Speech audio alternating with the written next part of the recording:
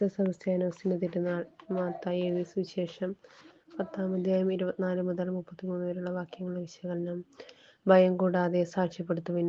Diocletian ചക്രവർത്തിയുടെ അംഗരക്ഷകരിൽ പ്രധാനിയായിരുന്ന വിശുദ്ധ സെബസ്ത്യാനോസ്. എന്നിട്ടും വിശ്വാസത്തെ പ്രതി സ്വന്തം ജീവൻ ത്യജിക്കാൻ അവൻ തയ്യാറായി. ശരീരത്തെ കൊല്ലുകയും ആത്മാവിനെ കൊല്ലാൻ കഴിവില്ലാതിരിക്കുകയും ചെയ്യുന്നവരെ നിങ്ങൾ ഭയപ്പെടേണ്ട. മറിച്ച് ആത്മാവിനെയും ശരീരത്തെയും നരകത്തിനിരയാക്കാൻ കഴിയുന്നവനെ ഭയപ്പെടുവിൻ എന്ന വചനമാണ് വിശ്വാസ പ്രതിസന്ധിയിൽ അവനെ ശക്തിപ്പെടുത്തിയത്. സ്വന്തം ജീവൻ രക്ഷിക്കാൻ ആഗ്രഹിക്കുന്നവൻ ഈ ലോക ജീവിതത്തിന് ശേഷം അത് സമൂലം നഷ്ടപ്പെടുത്തും. എന്നാൽ യേശുവിനെ പ്രതി സ്വജീവൻ നഷ്ടപ്പെടുത്തുന്നവൻ അത് കണ്ടെത്തും.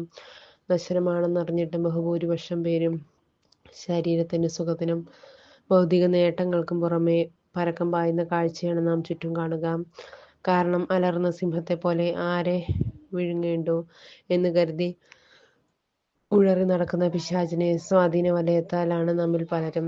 ആത്മരക്ഷ എന്നത് വെറും മായയാണെന്നും ചിന്ത മനുഷ്യരിൽ ഉണർത്തുന്നതിൽ അവൻ വിജയം വരിച്ചിരിക്കുന്നു. ഈ പ്രലോഭനത്തെ അതിജീവിച്ച വിശുദ്ധ സെബസ്ത്യാനോസിന്റെ മാതൃക ഇന്ന് ഏറെ പ്രസക്തിയുള്ളതാണ്.